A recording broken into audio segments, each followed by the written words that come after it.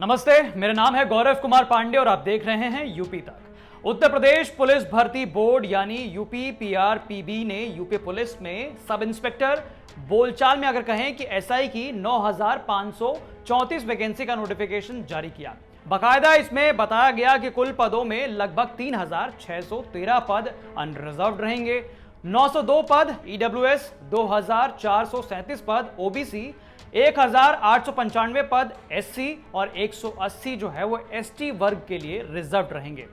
और यह भी बताया गया कि इन पदों के लिए आवेदन की प्रक्रिया जो है वो 1 अप्रैल 2021 से शुरू होगी और 30 अप्रैल 2021 तक आवेदन किया जा सकेगा। इसकी और जानकारी आपको बताऊं तो लगभग एसआई के 9,534 रिक्त पदों में नागरिक पुलिस में 9,027, प्लाटून कमांडर पीएसी में 484 और फायर ब्रिगेड में द्वितीय अधिकारी के 23 पद हैं। बस ये जानकारी या कहें कि नोटिफिकेशन जैसे ही जारी हुई, सुर्खियों में खबर चलने लगी कि योगी सरकार ने यूपी पुलिस में निकाली बम्पर भर्ती, युवाओं के लिए आया सुनहरा मौका। लेकिन क्या आपने इस नोटिफिकेशन को ध्यान से पढ़ा? जैसे हर जरूरी कागजात के लिए हम एक एक लाइन जो है वो बहुत ध्यान से पढ़ते हैं, क्या आपने उन सभी पर गौर फरमाया?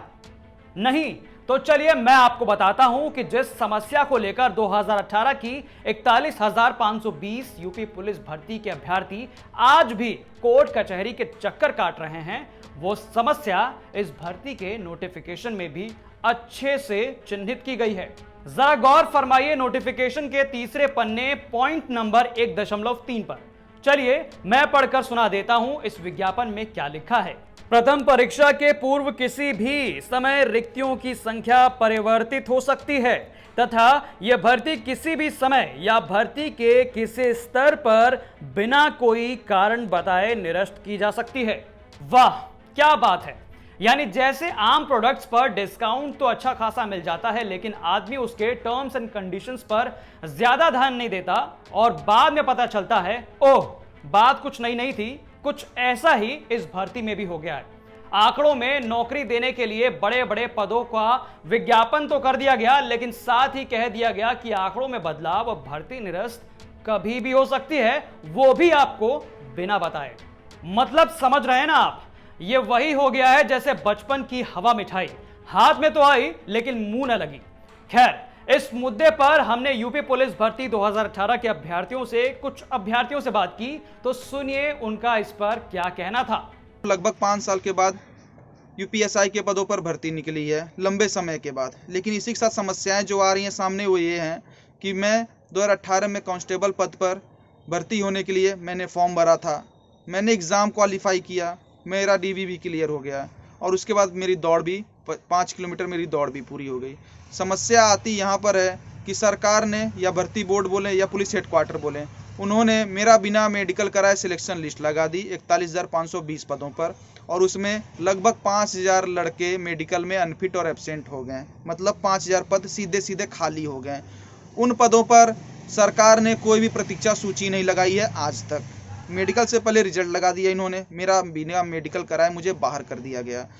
कोई प्रतीक्षा सूची सरकार नहीं लगाती है और उसके बाद उन सीटों को सीधे कैरी फॉरवर्ड कर देती है। आने वाले समय में जब भी वैकेंसी आएगी, आज से 10 साल बाद, 20 साल बाद, या आएगी कि नहीं आएगी ये समय बताएगा।